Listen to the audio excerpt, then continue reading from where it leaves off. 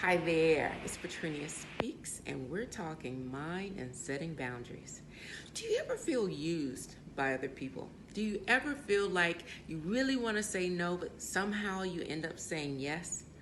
And then you fall into what I call the obligation spiral. You feel obligated, but you're angry. As you are doing, you're not wanting to do. The good news is there are some solutions that help you to guard your mind.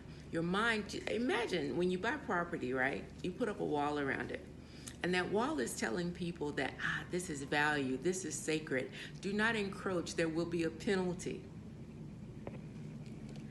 When we do the same thing with our lives, where we communicate to people, this is what I'm willing to accept and this is what I'm not going to accept, we're communicating that we value our lives, in this case, the sanctity of our mind. And they're really, when you look at toxicity, a lot of times people look at folks as a person is toxic. And I want to shift you from that and say that it's the behaviors that are toxic.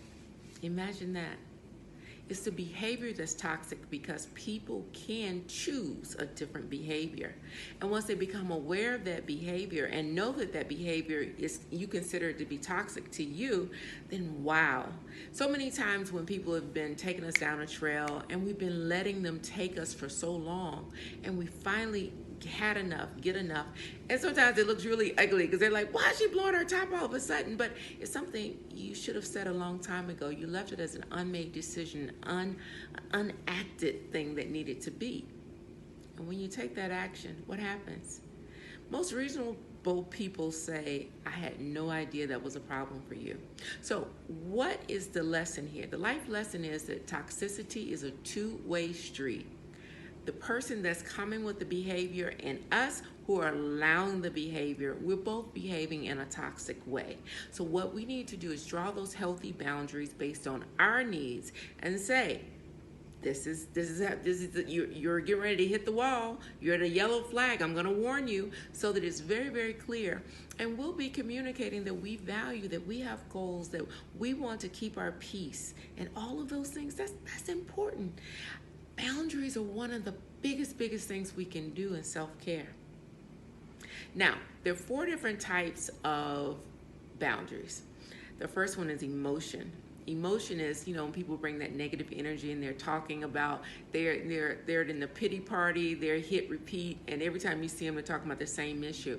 It's important to let them know that while you understand that they're going through something, you prefer to be toward solution and not just sitting in problem definition. You might be surprised that it may just take your relationship to another level. The second category of boundaries is time. So many of us have told people we're boundaryless. Some of it has been imposed upon us with COVID, for example, where our clock doesn't seem to end and people sending emails at any time. Even early in my career, I felt not having limits would make my career grow faster. Well, it did grow faster, but I also noticed that people who said I leave at 4 and I only look at emails in the morning, they were also getting promoted.